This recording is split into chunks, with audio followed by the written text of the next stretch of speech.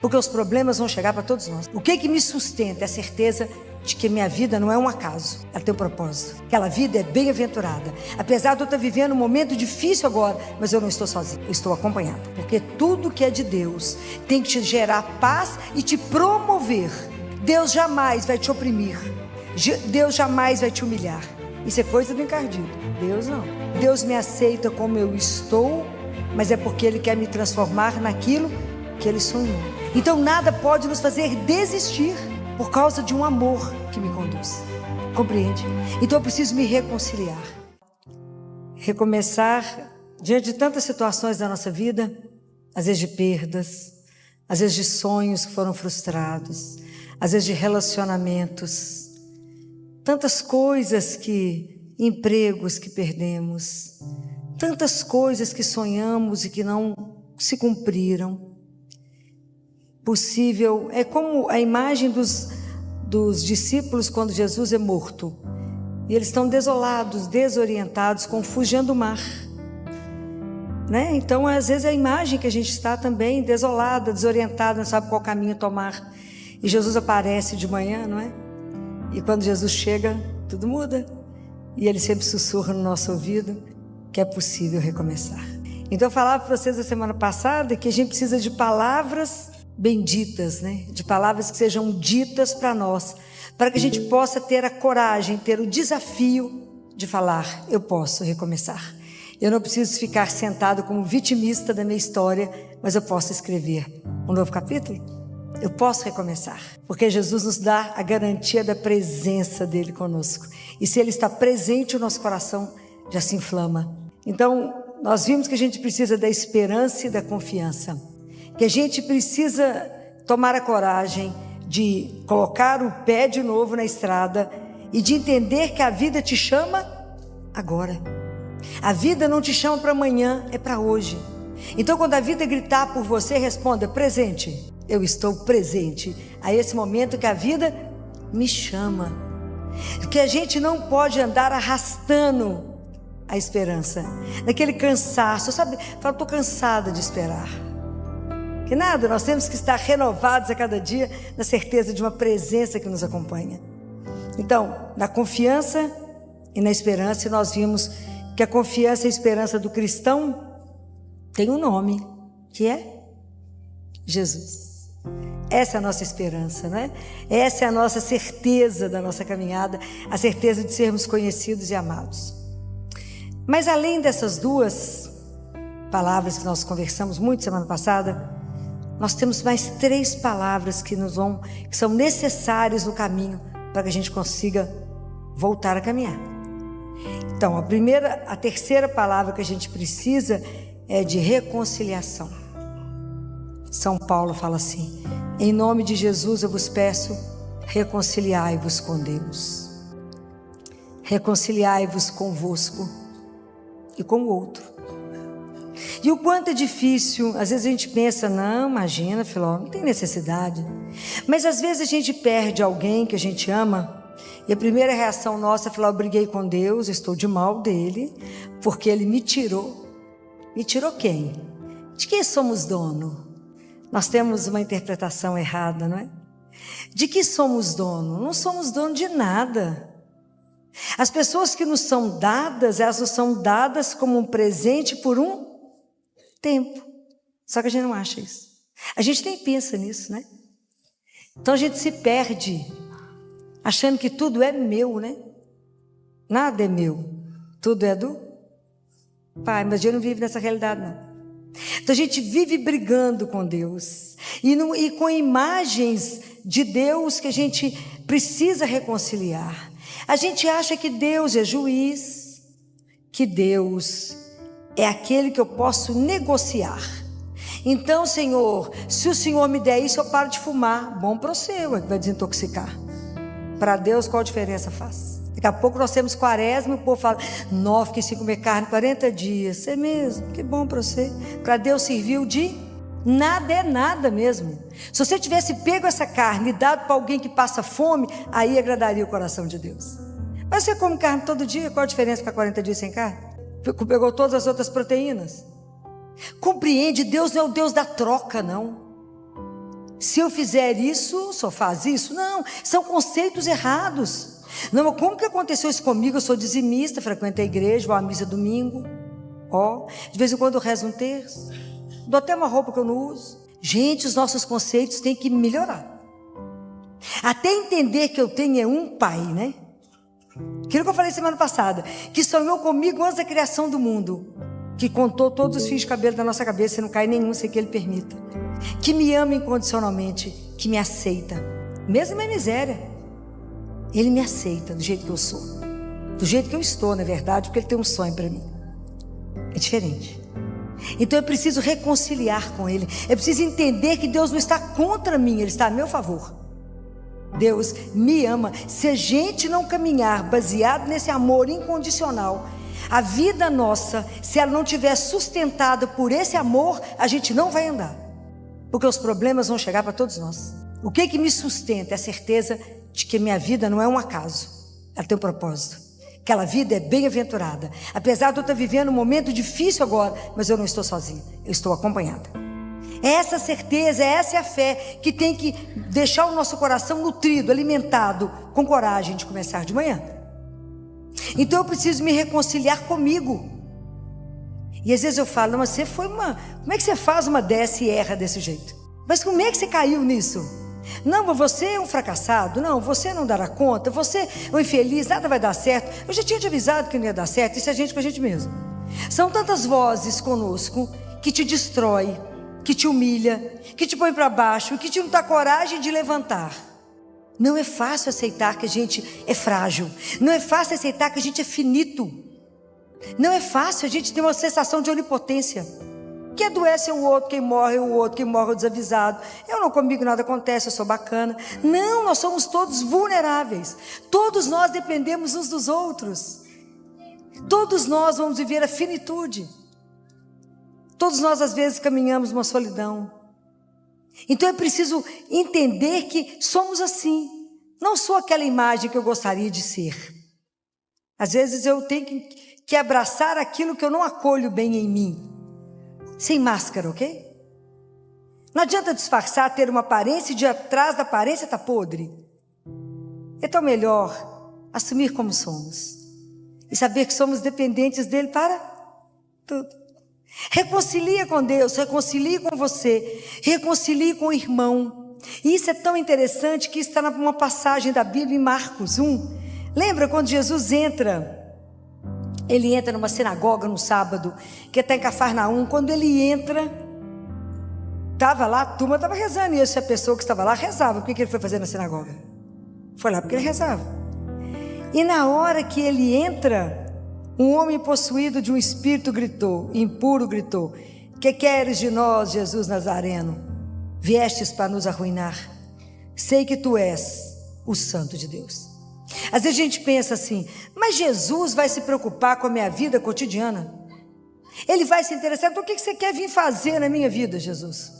Ele se interessa sim, pelo nosso nada, pela nossa rotina ali, tão pequena, tão miserável. Fazemos uma vidinha tão mais ou menos.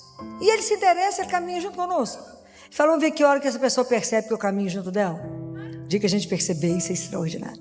Mas enquanto a gente não percebe, ele tem uma paciência impressionante.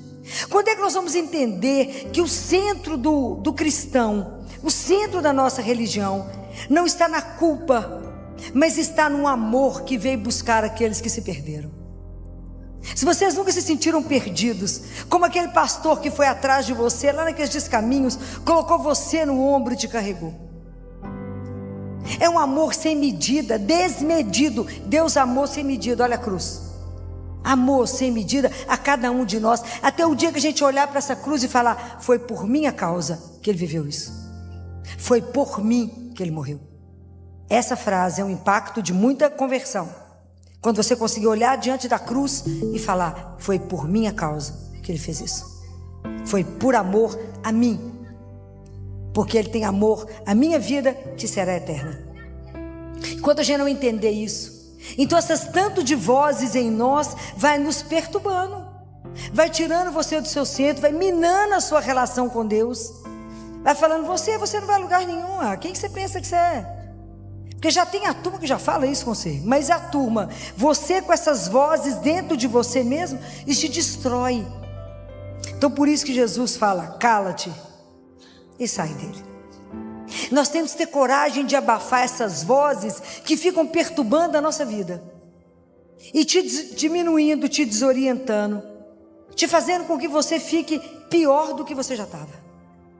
Então às vezes você está vivendo uma situação difícil, às vezes um desemprego, e você pensa, mas é isso mesmo, você não fala 10 línguas, o outro que é competente, que tinha que assumir mesmo, você não, você é incapaz, você não tem competência, o outro é que é competente, mas você não tem a beleza do outro, o outro é que tem a beleza. Preste atenção como é que a gente se destrói. E, na verdade a gente deveria, quando a gente compreende que Deus não está contrário, mas é meu favor, e que Ele me ama, eu falo, pode parar de falar bobagem? Porque eu tenho um pai que me ama. Então se hoje eu perdi o emprego, é porque o meu tempo nesse lugar encerrou. Mas Deus, que é o meu pai, meu Senhor, tem um outro projeto, Ele precisa de mim em outro lugar. É mais leve? É diferente. É diferente do que eu tentar me arruinar.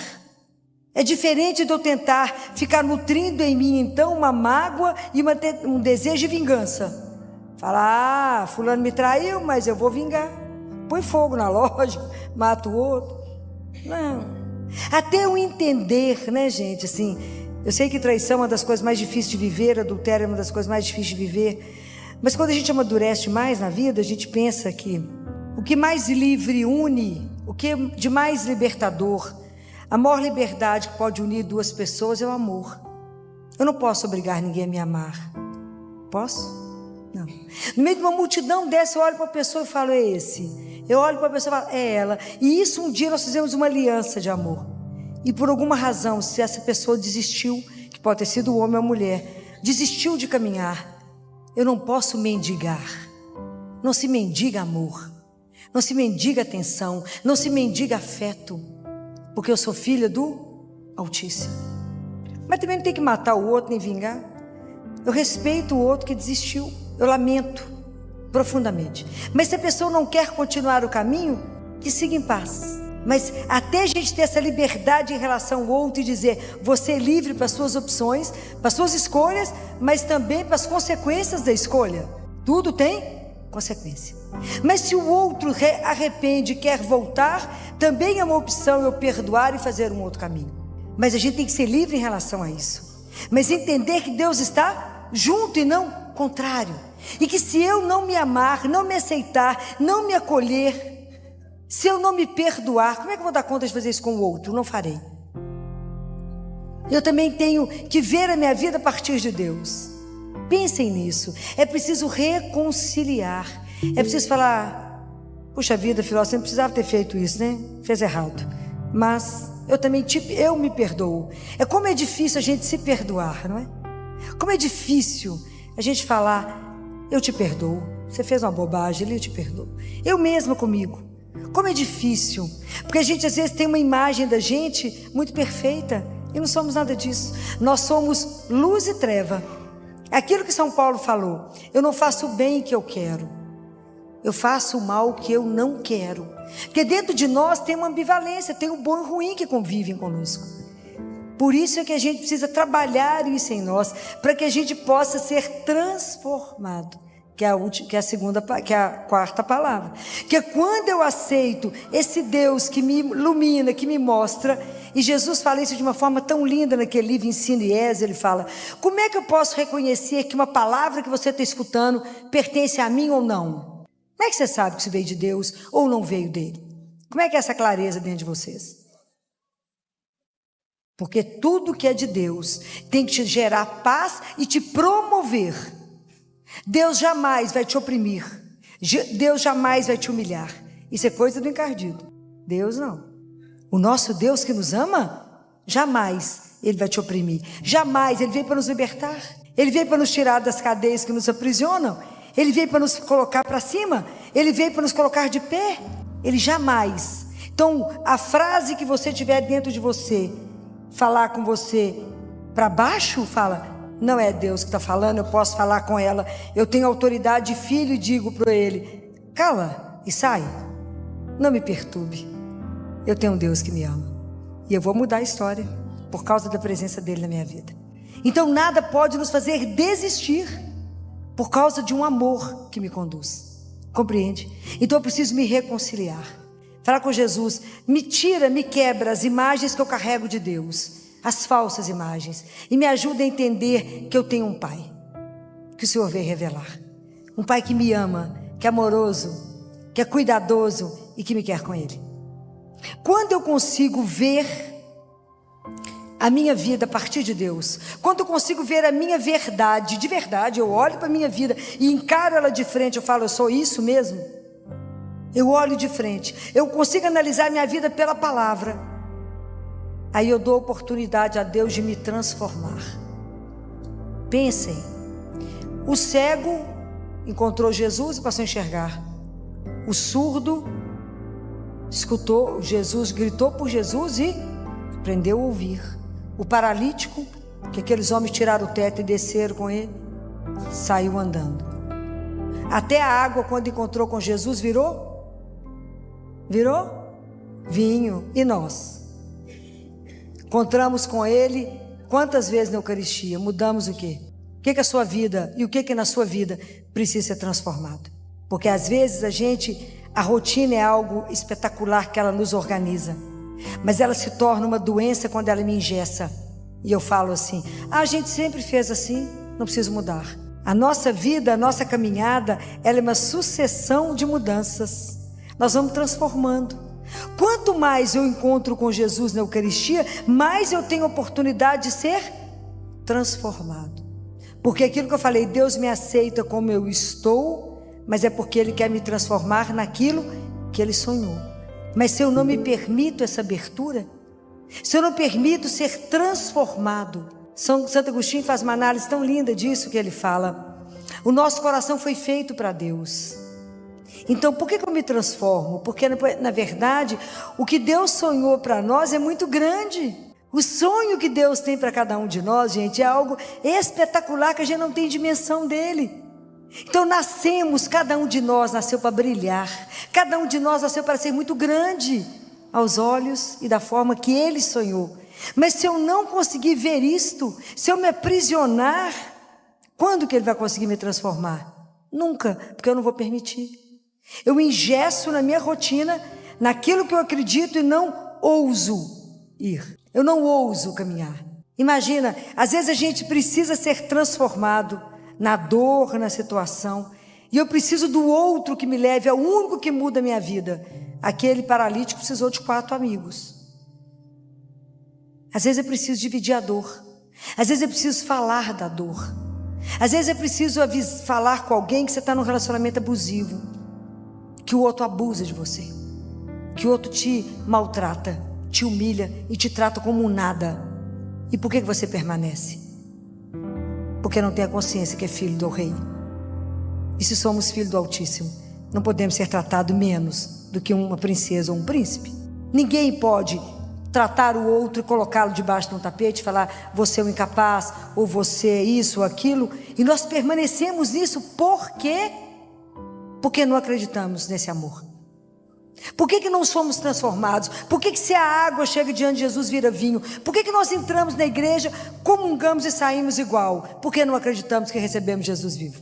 Jesus fala que esse é um dos maiores sofrimentos da vida dele, é a hora da Eucaristia. Porque ele chega cheio de coisas para derramar em nós, e o nosso coração duro, incrédulo, acha que está recebendo um pedaço de pão. Se algum de vocês tem o livro da Catarina Emmerich, ouviram falar em Catarina Emmerich? Grande mística da igreja, que viveu com a Eucaristia e que revelou, ela escreveu vários livros, né? Enquanto ela entrava em êxtase, ela comungava e entrava em êxtase. E um deles é sobre o Cordeiro, sobre a paixão de Jesus, foi que Mel Gibson fez aquele filme, é todo baseado no livro dela. Se você lê o livro, é tudo que o Mel Gibson colocou no filme. Então, no momento que Jesus faz a instituição da Eucaristia, vocês virem a descrição da Catarina Emmerich, naquela ceia, quando o céu se abre, e como todos os anjos se prostram, quando ele vai se tornar, em cada migalha de pão, em cada gota de vinho, é o sangue e o corpo de Jesus. E nós recebemos, entramos na fila, não percebemos onde estamos. É para se qualquer coisa ser curado, é para a gente ser transformado.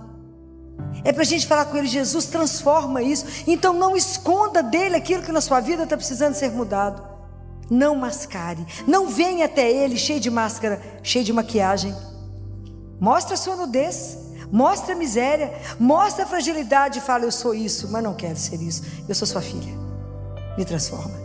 Não permita, Jesus, que eu me tranque num quarto e veja o mundo apenas por um buraquinho da fechadura e acho que isso é o tudo. Não, Senhor, me ajuda a abrir a porta de descobrir um mundo novo que o Senhor fez para mim. Me ajuda a descobrir um horizonte. Me ajuda a descobrir que eu posso sonhar e voar, porque eu sou sua. Me ajuda a não ter medo de ser transformada. Me ajuda a entender que se até aqui eu caminhei dessa forma, é porque eu não tinha uma consciência plena. Mas agora que eu tenho consciência de um Deus que me ama, que eu tenho um Pai que me ama, e que uma das coisas que mais me emociona é saber que Ele espera cada um de nós. Ele me espera. E eu acho que Ele faz a continha lá, menos um dia que ela viveu, daqui a pouco ela está aqui. Mesmo que isso para nós seja: para com esse assunto. Mas é verdade. Ele nos espera para uma vida que a gente não tem dimensão. Deus nos aguarda.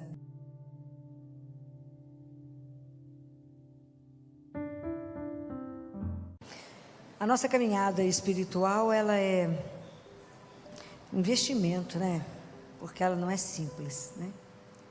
E quando a gente decide caminhar com Jesus a nossa vida, a gente está sempre procurando estar cada vez melhor, aprender com Ele. E hoje o que Ele nos ensina é uma lição difícil, mas tudo pela graça a gente consegue. Esse assunto é tão espetacular, a palavrinha que Ele vai nos ensinar, que está no Evangelho que vocês ouviram agora, que está em Lucas, capítulo 10, a partir do versículo 38, quando Jesus chegou na casa de Marta, Maria e Lázaro. Então, quando ele chegou, Marta recebeu-o na sua casa. Sua irmã, chamada Maria, ficou sentada aos pés do Senhor, escutando-lhe a palavra. Marta estava ocupada pelo muito serviço. Parando por fim, disse: Senhor, a ti não importa que minha irmã me deixe assim sozinha a fazer o serviço? Dize-lhe, pois, que me ajude. O Senhor, porém, respondeu: Marta, Marta, tu te inquietas e te agitas por muitas coisas. No entanto, pouca coisa é necessária, até mesmo uma só. Maria, com efeito, escolheu a melhor parte, que não lhe será tirada. Palavra da salvação. Quando Jesus fala com Marta: Marta, Marta, tu te inquietas e te agitas por muitas coisas, Jesus não repreendeu Marta pelo trabalho, porque eu no lugar dela, com aquele tanto de homem para comer, a situação não ia ser boa. O que Jesus censura em Marta? Que é o risco que nós passamos de sermos da mesma forma capturados. É uma coisa que Marta faz e que nós fazemos. Marta estava com uma dissipação interior. E por causa da dissipação interior, ela ficou irritada com a situação de Maria aos pés dele. Então, o que Jesus quer nos ensinar? Qual é a palavrinha mágica desse evangelho que nós precisamos aprender? Que eu falo que eu vou passar a minha vida aprendendo a viver a palavrinha que Jesus quer ensinar. O padre talvez tenha falado, mas a palavra é aprender o silêncio. Ou luta na nossa vida, aprender a silenciar. Então, qual é o nosso desafio? Ser Maria antes de ser Marta. Esse é o desafio. Não tem nenhuma errada. Só que eu tenho que aprender a ordem. Por que Marta estava agitada? Porque ela não teve primeiro uma vida de oração. Então, primeira coisa na nossa vida, qualquer coisa que vocês vão fazer, qualquer empreendimento, seja da escola, seja da sua casa, vai arrumar, fazer um bolo, seja no hospital, seja dentro de um fórum, seja como arquiteto, engenheiro, seja o que for que você faz. Primeiro, oração, depois o fazer. Nós já levantamos aflitos, vamos fazer. E aí nós ficamos dissipados, e irritamos, e achamos que ficamos sobrecarregados, que temos que fazer tudo sozinho, que Deus nos abandonou e que Ele esqueceu de nós. Então nós vivemos uma agitação contínua. Nós vivemos num mundo que nós estamos sempre chamados a correr contra o tempo. Todo mundo só fala assim, não tem tempo, estou correndo. Então a gente vive uma agitação e não fazemos a primeira coisa que temos que fazer, que primeiro é parar. Primeiro é silenciar, para ouvir a voz de Deus que está dentro. Deus habita com toda a infinita ternura dele dentro de cada um de nós. Mas se a gente não silenciar, que hora que nós vamos ouvir isso? Não vamos. Esse é o grande desafio da nossa vida espiritual. Aprender a silenciar. A importância disso é tamanha que está aqui, ó. Nada contra Marta. Mas olha o desafio de aprender a ser antes de fazer. Nós ficamos sob uma pressão no mundo de fazer. Eu tenho que fazer. Não, nós temos que ser. E o maior desafio da nossa vida é ser filho de Deus, para depois fazer.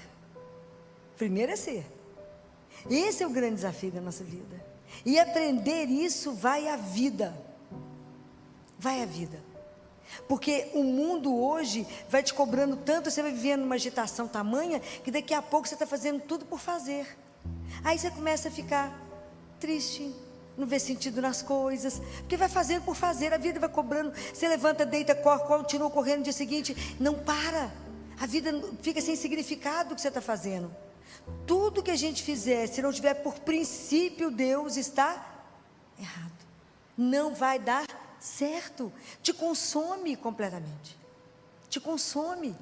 Então aprender isso aqui é uma arte, fala, Senhor, me ensina aquilo que o Senhor ensinou. Entra no seu quarto, fecha a porta, silencia o resto. Uma luta. E é tão impressionante que quantos anos Jesus ficou em silêncio? Quantos anos? 30 anos em silêncio. Depois ele foi para o deserto, em silêncio, mais 40 dias para escutar o Pai. Só depois que ele começou a falar. E falou por 3 anos, ficou em silêncio 30. Nós, imagina o lugar dele, estava falando desde que nasceu. Tudo invertido. E vocês observem que todas as coisas maravilhosas de Deus acontecem em silêncio. O sangue que está correndo nas nossas veias agora está fazendo barulho? A gente nem sabe o que está correndo. Mas para a gente escutar o coração agora, tem que fazer silêncio. O céu, né? Você vê o sol, a lua, as nuvens, tudo se move, faz barulho? A grama cresce, a árvore dá fruto, dá flor, fazem barulho? Não. O maior milagre que a gente tem oportunidade de estar presente todos os dias, a transubstanciação, ela acontece em silêncio. E é tão interessante como é que nós somos barulhentos, né? E a gente precisa treinar o silêncio dos olhos, do ouvido e dos lábios e do coração. Não é fácil no mundo que só tem imagens. No mundo contaminado com tanta imagem o tempo inteiro, é uma ditadura. A gente não consegue fechar os olhos ou para rezar. Às vezes você precisa para poder contemplar, como é difícil, mas não é possível. A ditadura do ouvido, porque o barulho é ensurdecedor. Uma música maravilhosa, tipo uma música, por exemplo, que eu amo, uma música gregoriana, como é que você escuta ela? Em silêncio, porque você contempla, você inclusive é elevado, né? A música te faz rezar. Tem hora que você chega lá no céu, bate o céu e volta. A música vulgar, ela é executada com muito barulho, é muita confusão, e isso deixa o povo agitado, dopado, desorientado e vazio. O ser humano não consegue ficar em silêncio. Você quer ver desorientar alguém hoje? Coloca a pessoa sentada, sem celular, sozinha. Quebra a cadeira, quebra o lugar, não dá conta, entra em abstinência. Porque não dá conta, precisa do barulho igual precisa de uma droga. É como se fosse uma dose de morfina. Como se fosse algo para te deixar completamente fora do ar, porque o silêncio, ele te faz confronto com a sua vida interior. O barulho, você não suporta silenciar, porque ele te revela seu vazio interior. Então ele não te permite confrontar. Então tem gente que não suporta o silêncio. Liga tudo que existe dentro de casa, tudo. Mas é preciso aprender a silenciar, a se ver diante de Deus, a ver a nossa vida. Então, o ouvido, aprender a silenciar o ouvido, aprender um dia nós vamos chegar nisso, a estar num silêncio tão profundo que pode estar quebrando tudo em volta de você, não faz a menor diferença, porque você continua não escuta, de tão absorta que você está. Ai, mas um chão. São Tiago diz que quem aprende a controlar a língua, controla a sua vida. É uma arte. Aprender a guardar a boca. Mas às vezes não, Filó. Eu cheguei ali no Santíssimo, fechei os olhos, o ouvido, fechei a boca. Está em silêncio? Sim ou não? Claro que não. E o tanto de paixão que vai soltar naquele momento, e o tanto de sentimentos. Você pode ficar irritada, nervosa, querendo brigar com alguém. Você vai fazer discursos para alguém que você nunca vai fazer depois. Vai xingar alguém e Jesus está ali esperando. E nós ali, falando, e Deus esperando. Então, por isso que eu falei que era tão difícil que eu ia falar hoje, porque é um exercício que eu preciso me dispor. Eu preciso querer aprender a silenciar na minha vida. Isso é uma arte, é um mistério, é uma graça. Nossa Senhora ficava sempre em silêncio. Em silêncio, porque ela era sempre cheia de Deus. Todo mundo que faz muito barulho, muita confusão, pessoa que chega gritando muito, falando demais, falando só dela o tempo inteiro, dificilmente é uma pessoa cheia. Em geral, vazia. Mas precisa de chamar a atenção para ela mesma. Comece a observar o mundo. Comece a observar as coisas. E é interessante porque Deus nos deu três grandes mistérios para ser contemplados em silêncio: a cruz, a Eucaristia e a Virgem Maria. E como que a gente não consegue silenciar? Por isso que é um grande mistério. Falar, meu Deus, me ajuda. Deixa eu começar devagarzinho, até eu conseguir contemplar a cruz, até eu conseguir contemplar esse mistério de amor, que é olhar para a cruz e falar, por amor a mim, Ele morreu. Até eu aprender a contemplar a hóstia e saber que naquele que parece pão, ali escondido, no silêncio profundo, discreto, está Jesus. Corpo, sangue, alma e divindade. Não é um mistério para mim conseguir entender, é mistério apenas para contemplar, adorar. E tudo que Ele fez com a Virgem Maria, o que Ele fez com a pessoa que disse, seja feita a vossa santíssima vontade. Isso é o que Ele quer fazer com cada um de nós. Maria é o jardim que Ele passeia. Esse é o paraíso dele, né? Poder visitá-la. Mas o quanto nós estamos longe ainda, né? Mas é porque tudo tem que ter um começo. E o primeiro começo é tomar consciência de que eu quero ser Marta e Maria. Eu preciso aprender a contemplar. Eu preciso aprender a silenciar. Eu preciso aprender a estar diante do meu Senhor. Então eu preciso de graça. Senhor, me ajuda a silenciar meus olhos, o meu ouvido. Me ajuda a aprender, não ter curiosidade se alguém passou. Tem pessoas que estão de joelho, acabou de comungar e não consegue estar em ação de graças. Vigia cada um que passa na fila da Eucaristia. Não esqueceu com quem está. Jesus fala assim para Gabriele, Gabriele, quando vocês me recebem na Eucaristia, é como se você recebesse uma visita muito importante na sua sala. Você deixa a visita e vai para a janela ver quem está passando? Não. Mas a gente faz assim. A gente recebe a Eucaristia e a gente vai para a janela ver quem está passando e esquece que está diante dele. Então eu preciso estar atento. Esse pedacinho desse evangelho, ele é muito rico, para a gente se colocar no lugar. E quando Jesus fala, Filó, Filó, você se agita por muita coisa, só uma é necessária. Cuidado para o mundo não te pegar. Então eu falo para cada um de vocês, quanto maior o cargo que Deus te conferir na terra, quanto mais honra você tiver aqui, quanto mais glória, quanto mais coisa importante você tiver que decidir, eu te falo, mais tempo dedica ao silêncio, mais tempo de oração, antes de executar as tarefas que Ele te deu. Senão você vai fazer tudo errado. E aí você vai estar diante dele e falar, mas não era isso não, meu filho. Eu te pedi aquilo ali, ó, você fez o de lá. Igual nós vamos fazer, igual o Jonas. Deus manda ele para Nínive, ele vai parar em Tarsis. Volta, vai voltar. Nós precisamos de aprender a silenciar. Que o dia que a gente aprender a silenciar em qualquer lugar do mundo, nós vamos estar diante dele, na presença dele. Em qualquer lugar do mundo você será capaz de rezar, mesmo que esteja acontecendo o que quiser do seu lado, você vai estar na consciência de estar com Ele. Isso é uma graça que nós precisamos adquirir, porque isso fará o nosso crescimento espiritual. Senão, por isso que muita gente fala, eu rezei, mas não aconteceu nada. Eu rezei e saí da igreja do jeito que eu entrei. Não pode. Falei, então rezou para a pessoa errada, porque não silenciou. Nós não podemos viver aquilo que está escrito no Evangelho, que Jesus fala lá, que é a profecia de Mateus, de Isaías, e Jesus repete em Mateus. Esse povo, eles têm olhos e não vê, têm ouvido e não escuta, e tem um coração duro, duro. Então eles não voltam a mim, eu não consigo convertê-los.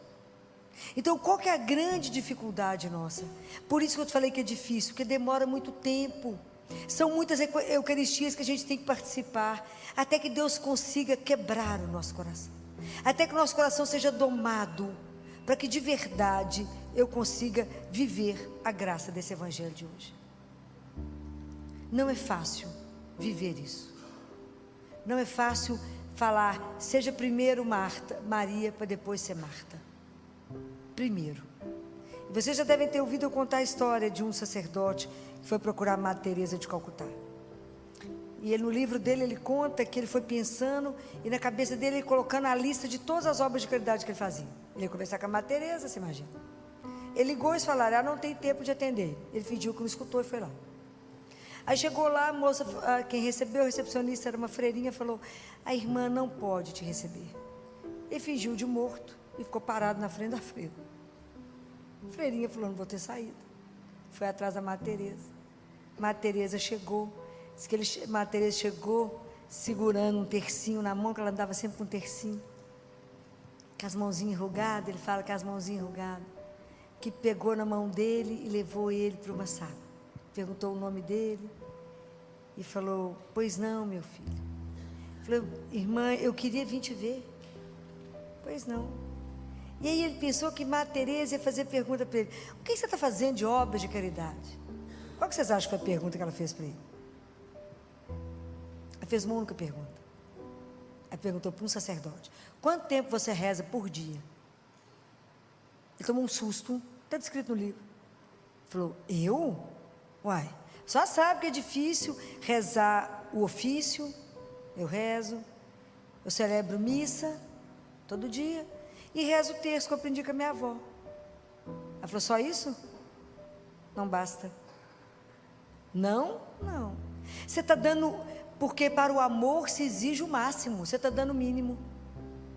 Tudo que você fizer sem oração, não vai dar certo. Por que você acha que primeiro eu fico tanto tempo em adoração, para depois sair para as ruas? Porque sem Deus, nós somos pobres demais, para ajudar os pobres.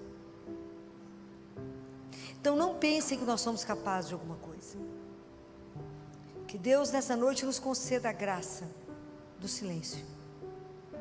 Que nos conceda a graça de aprender pela palavra de Deus. Como é que eu vou fazer isso, Filó? Escolhe um horário, pega a palavra e leia em silêncio dentro do seu quarto, ou lugar que você escolher. É você e ele. E à medida que você começar a ler a palavra, chame o Espírito Santo, vai estar você e ele. É Ele diante de você te orientando. Aquelas palavras vão fecundando o seu coração. Você vai aprendendo a silenciar na palavra e Deus vai fazendo o resto. Comece com a leitura da palavra todos os dias. Você e Ele. Larga o abençoado celular em algum lugar. É você e Ele com o quarto fechado. Eu vou meditar com vocês todas as palavras que Jesus falou. Entra no teu quarto, fecha a porta e reza em silêncio. Estou terminando de preparar isso, porque cada palavra tem uma palestra, né? A luta, não é fácil. Então, precisamos aprender. Então, a primeira coisa que eu estou falando com vocês é: entra, pega a palavra e começa a ler em silêncio. E pede, deixa Jesus fazer. Deixa Jesus fazer. Os primeiros dias será impossível ficar em silêncio. Ele vai saber, porque nós vamos ficar tumultuados internamente. Mas é a graça dele que vai trabalhando o nosso coração, até o nosso coração ser quebrado, até ser como uma argila na mão dele, do oleiro. E ele vai poder fazer a obra, porque Deus não deixa nada inacabado, desde que a argila não faça resistência ao oleiro. Então não faça resistência, deixa Deus te fazer, tá, conforme Ele sonhou. Primeiro passo é ler a palavra de Deus. Quanto mais Eucaristia, quanto mais oração do terço, quanto mais Nossa Senhora irá nos ajudar, ela que foi a mestra, discípula por excelência, irá nos ajudar nesse caminho tão difícil de aprender a silenciar, a estar diante dele, apresentar aquilo que a gente deseja fazer. Primeiro contempla, depois fazer, depois separação. Então que Deus nosso Senhor nos conceda essa graça, de não nos agitarmos, de não nos tumultuarmos, de não nos perdermos, mas estarmos centrados naquele que nos fez. Em tudo estar centrado em Deus, em tudo. Se durante o dia agitou, pare e faça uma oração, fala: Jesus me busca de volta, me lembra a quem eu pertenço, me lembra por quem eu faço todas essas coisas, por quem eu trabalho todas essas coisas, para quem eu me esforço, para quem eu me envelheço, para quem eu estou sendo consumido. Somente para vos amar e vos servir. Então me ajuda a não ficar na loucura do fazer, mas aprender a ser. E eu quero ser como a senhora foi, a discípula dele, e aprender a ser filho e a filha amada do nosso Pai. Que Deus essa noite nos conceda a graça de cumprirmos isso que acabamos de discutir. Louvado seja nosso Senhor Jesus Cristo. Coração perturbado, aquela coisa que não te deixa em paz, aquela coisa que algo te incomoda, você não consegue fazer nada. Isso é ausência de confiança em Deus. Porque cada vez que eu me perturbo, eu esqueço que Ele é o Senhor da minha vida. A gente acha que a gente é que é a dona da nossa vida o tempo inteiro. Então todas as vezes, por isso que tantas vezes a gente vai e volta, o nosso caminho espiritual, ele não vai. Porque a gente não consegue cumprir um versículo. Não perturbe o vosso coração. Jesus, me ajuda. Eu quero viver de verdade isso que nós lemos hoje. De verdade eu quero que cumpra na nossa vida. E eu não quero que meu coração se perturbe com mais nada. Aquilo que vier inquietar o meu coração, eu falo: peraí, vai inquietar, não, que eu vou contar para quem resolve. Jesus diz assim em João 14:1: não perturbe o vosso coração. Coisa linda de escutar, difícil de cumprir. Não perturbe o vosso coração. Jesus diz que coração perturbado é ausência de confiança nele. Coração inquieto, coração perturbado, aquela coisa que não te deixa em paz, aquela coisa que algo te incomoda, você não consegue fazer nada. Isso é ausência de confiança em Deus. Então, se a gente só conhece esse versículo, hoje a gente faz uma conversa longa. Porque quantas situações na nossa vida a gente vai viver nessa inquietude. Ele fala que essa inquietude é porque nós queremos ter o controle das coisas e fazer com que as coisas aconteçam do jeito que a gente quer. A nossa dificuldade em se abandonar nas mãos dele. Ele fala: se é uma pessoa que te incomoda, se é uma situação que te incomoda, se é algo que não sai da sua cabeça, não sai do seu coração, está tirando seu sono, está te fazendo perder peso, não deixa comer, Entrega para mim. Mas Jesus, mas eu acho que eu vou te entregar, eu acho que você não vai saber resolver isso. Mas se é alguma coisa que você deseja profundamente, você não entrega por quê? Porque se você acha que é alguma coisa muito boa para você, a gente não acredita que se a gente que está querendo acha que é bom para nós, infinitamente mais Ele vai dar aquilo que for ótimo. Então o que nos falta? Por que a gente vive essa inquietude?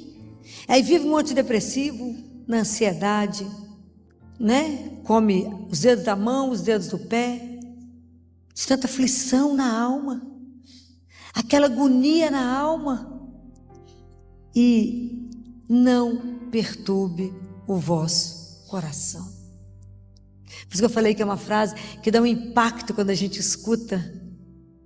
Mas o quanto que é difícil a gente viver isso todos os dias. Porque todos os dias Deus se preocupa com os detalhes da nossa vida. Então por que você está inquieto com o quê? Volta até Ele, entrega, faz a entrega. Faça uma entrega. Ele fala, se nem um fio de cabelo da sua cabeça cai sem a permissão do Pai, está inquieto por quê? É impressionante. É para a gente morrer de vergonha. A gente sabe onde é que põe a mão, fala, o que eu faço agora? Porque Ele já desvelou que a gente está aqui, vem à missa, comunga e não confia. Se entrega, se abandona. Isso é uma experiência espetacular. Não perturbe o vosso coração. Se vocês pararem agora e pensar o que vocês tiveram durante o dia hoje, por quantas coisas vocês estiveram tumultuados, agitados, preocupados, agoniados. E resultou em quê? Nada. Aliás, você ficou nervosa, brigou com um tanto de gente, fez um tanto de coisa que não resolveu em nada. Se tivesse ajoelhado e falado, Jesus, deixa eu te entregar essa situação que está me incomodando, agora eu vou descansar no Senhor, te garanto que se eu disse, tinha pelo menos diminuído o radical livre para não dar tanta ruga. Que a gente fica preocupado, fica inquieto, começa a discutir com a gente mesmo, e se é alguma situação difícil, você arruma. Você tem várias soluções para a situação, discute com a pessoa, faz um discurso e a situação não acontece. Pare de perturbar o vosso coração. Quanto disso tira a nossa paz? Quanto disso tira a oportunidade de a gente viver de verdade na presença de Deus? Porque o tanto que a gente fica perturbado nos tira do centro que é o Senhor. Porque cada vez que eu me perturbo, eu esqueço que Ele é o Senhor da minha vida. Compreendem? A gente esquece que Ele é o Senhor. A gente acha que a gente é que é a dona da nossa vida o tempo inteiro. Então todas as vezes, por isso que tantas vezes a gente vai e volta, o nosso caminho espiritual, ele não vai. Porque a gente não consegue cumprir um versículo. Não perturbe o vosso coração. A gente é perturbado às vezes com tanto de nada e nos tira do foco. E ele fala assim, credes em Deus e crede também em mim. Quando ele fala isso, aqui não são dois atos. Crede em Deus e crede em mim. É um ato só. Então, por que eu não perturbo? Porque eu creio que Deus, que é o nosso Pai, através de Jesus, que é o Filho dele, fez o plano de salvação para nós. Nos tirou das trevas e nos levou para o reino de luz. Jesus veio nos salvar. Então eu creio nesse plano de salvação de Deus na nossa vida. Eu creio que se cumpriu em Jesus. E creio porque Jesus veio, o rosto de Deus foi mostrado ao mundo, igual ele disse a Filipe. Mostra-nos o Pai, isso basta. Ele falou, Filipe, eu estou com vocês há tanto tempo. Quem me vê, vê o Pai. Porque o Pai é amor. É a revelação de Deus ao mundo. Então é tão interessante como é que Deus tem o caminho dele, tem a forma dele de fazer as coisas. Porque tudo de Deus é muito devagar. E tudo de Deus é na humildade. Tudo que a gente gosta. Então, vocês imaginem que Jesus se encarna e vem ao mundo de uma forma que é difícil as pessoas reconhecerem Ele como Deus. Ele não permitiu ser reconhecido. E aí ele passa pela paixão, pela morte e pela ressurreição. A gente gostaria que ele tivesse feito o quê? Uma coisa espetacular, não era? Falar assim, uau, ressuscitou. Mostrar que já estava resolvido o mundo. O que ele fez? Se escondeu. De forma que ele quer que o mundo inteiro conheça através de quê? Quem é que vai revelar esse amor? Muito bem. Então Deus quer que o nome dele, como é que Deus vai escrevendo a história, dentro da grande história do mundo, como é que Deus vai escrevendo a história dele tão lentamente? Porque para que o outro conheça, ele quer que chegue através de quem? De você. Descobriram? Jesus manifestou a ressurreição, que ele podia ter feito isso de uma forma gloriosa, de uma forma que deixar o mundo embasbacado. Não fez isso, mas ele quer que você dê testemunho que ele é vivo. Coisa simples, né? Porque na verdade todos os dias ele bate a nossa porta, e se a gente abrir, tudo é devagarzinho com Deus, lentamente ele vai permitindo que a gente veja. E à medida que eu vejo, eu dou testemunho. Aí nós vamos na carta de Pedro. Primeira carta de Pedro, capítulo 2, no versículo 9.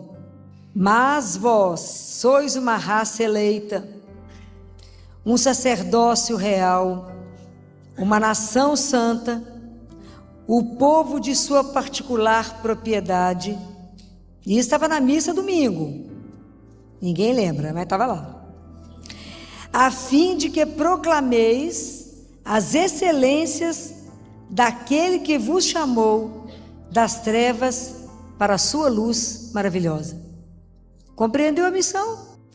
Então, quando a gente escuta, espero que vocês tenham tido esse impacto na missa, que quando vocês ouviram isso, esse chamado de Pedro, isso é um chamado, uma sacudida, que nos põe na consciência de que fala, eu tenho que dar testemunho, eu tenho que contar as excelências, eu tenho que proclamar as excelências daquele que me tirou da escuridão para a luz.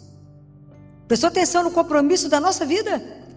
Eu tenho que parar e pensar e colocar, pensar no como é que eu estou levando a minha vida, avaliar a minha consciência e falar como é que eu estou dando testemunho desse Deus maravilhoso, que fala comigo, não perturbe o vosso coração.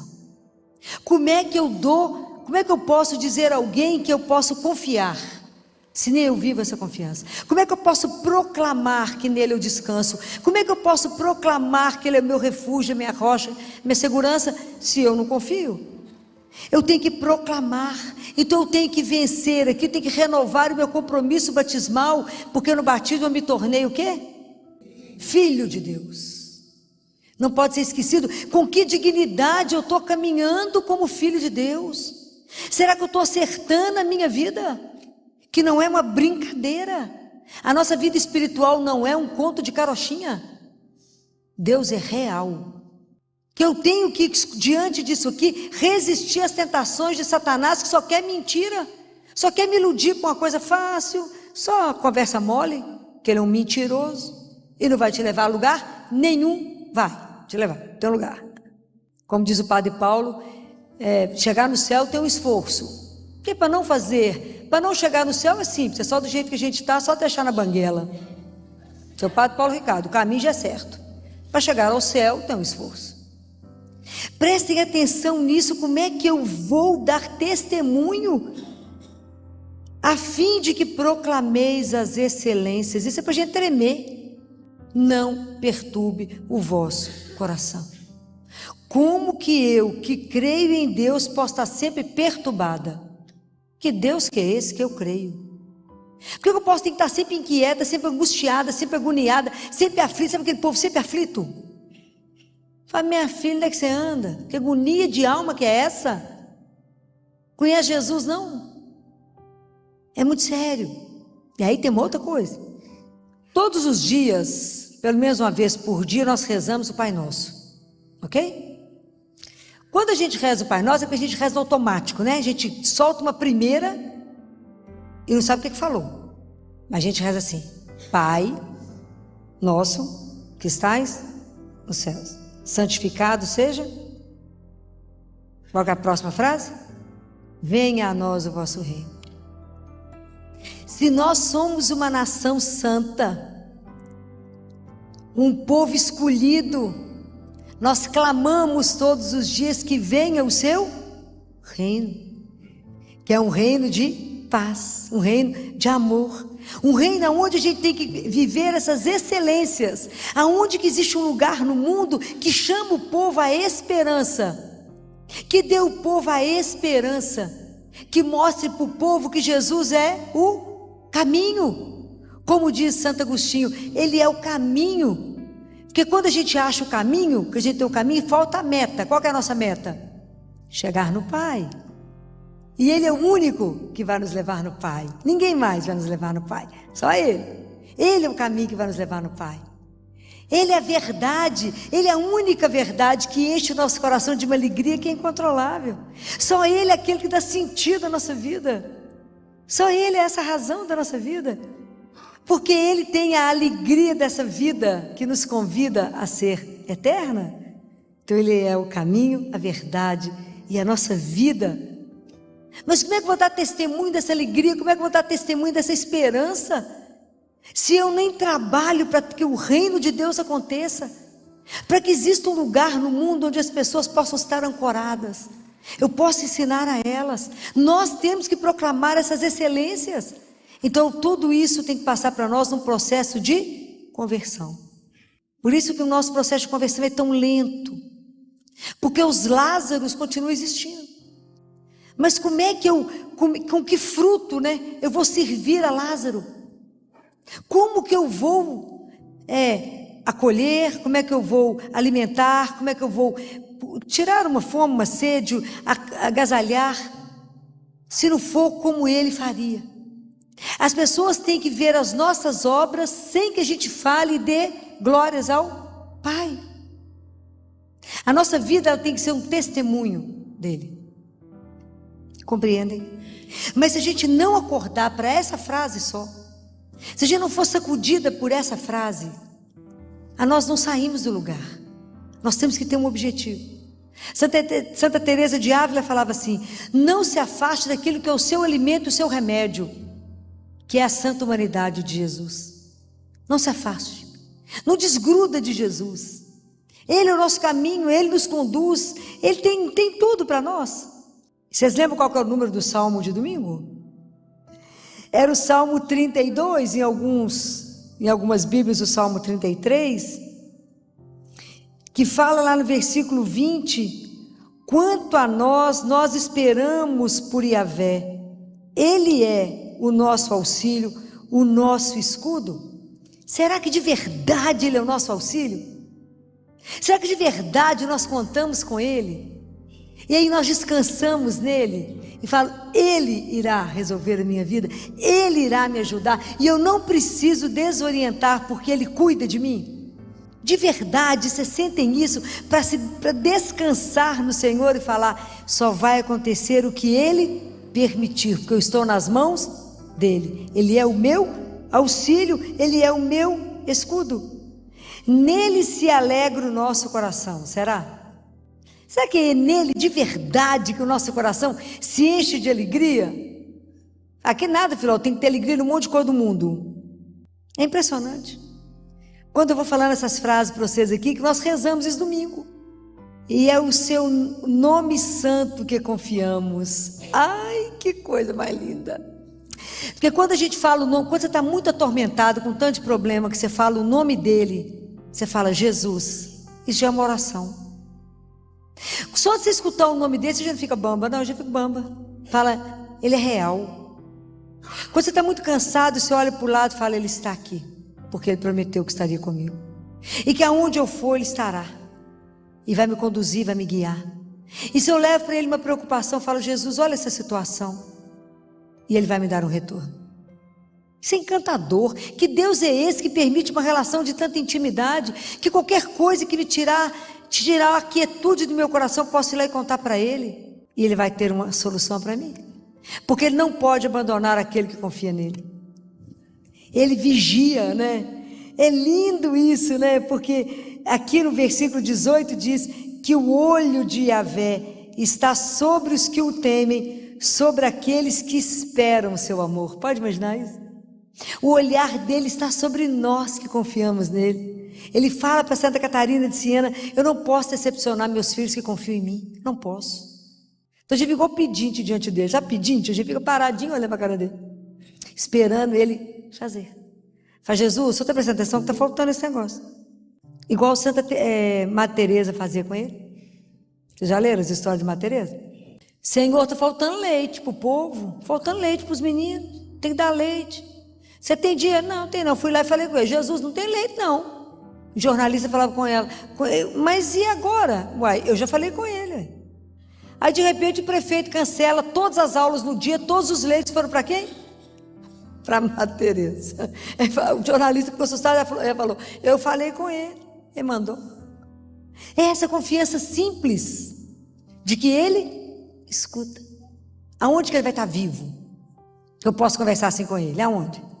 Ah, muito bem. Você já vieram visitar ele quantas vezes essa semana? Já? Isso? Tudo que acontecer, corre aqui e fala: eu vim cá te contar um negócio. Vai que você não viu? Faz de conta que você não viu, faz cara de surpresa. Vou te contar uma história agora. Me ajuda, simples assim. Chega aqui e fala: Jesus, vim só te contar um negócio. O senhor me ajuda? Então tá, obrigado. Não, Pai, Filho e Espírito Santo, não pode ir embora. Se você tem 5 minutos, vai lá. Tem meia hora, vai lá. Tem o tempo que você tiver, vai lá e conta para ele. Vocês vão diminuir tanto sofrimento, tanta dor de cabeça, tanta agonia de alma, tanta noite sem dormir, tanta insônia. Você tem problema? Não, eu não, já entreguei tudo, né?